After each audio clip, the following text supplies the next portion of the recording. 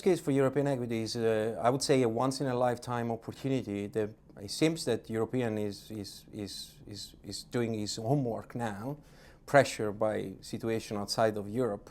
And we have seen for the first time fiscal spending coordinated by different countries that should bring Europe at forefront of investment community. European companies are clearly cheaper than US companies in terms of asset class. Europe is cheaper. That has been justified up to now by earnings that have been lacking in terms of growth comparing to US peers. That seems to inflect now exactly because we have this impulse which is going to stimulate the growth in Europe. And some of the Euro companies are also very good because you're going to play also some thematics globally where we have evidence in Europe of great companies.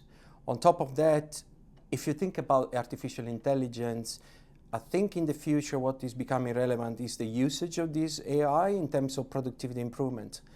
And if you want, Europe is going to be, for once, is going to come out better because in terms of inefficiencies or percentage of labor cost as the total cost is much higher in the global context. So if you think about companies that can enjoy some sort of productivity gains, Europe clearly, I think, ranks best in terms of global asset classes.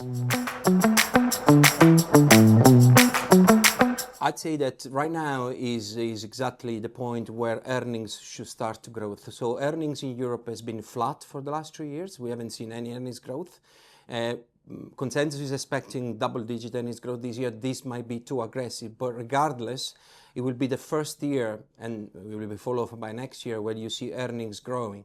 This is very, very important because in terms of relative positioning, clearly having earnings growth will justify the multiple that has been re-rated the last year. We've seen some multiple re-rating without earnings growth, and this is going to change. So top line is going to be beneficiary of this fiscal spending monetary situation, which is good.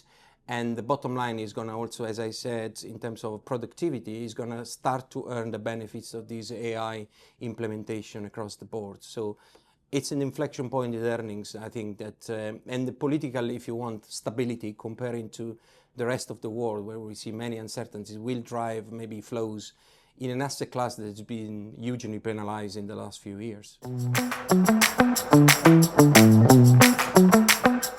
Well, first of all, what we do is that we are a blend in terms of philosophy, mindset, and product. So I think having a blend product at this point in time is very, very important. What is the market is paying for at the moment is diversification. Last year, diversification happened to be more at geographical level, so other asset classes perform better than US. I think this diversification angle is expanding into sectors, and it will be even more relevant than the stock picking. So I think that having a blend product without trying to time the growth value, it's very important and very relevant also because the shift between growth and value now these days happens quite quickly. So from an asset allocator point of view, capturing these trends becoming more and more difficult. So being blend ourselves is a great thing to do as a building block. And in terms of our team is a blend new team, we're coming from many different experiences. I'd say that we share one important thing, which are the soft skills, which are very relevant in this industry. I think having the same intrinsic motivation, which is the thinking like an elite sport kind of approach, is what we do. So having a structured process, which is what we have, a unified language I think is a winning proposition. So that's what I think is a competitive advantage, the edge in our team.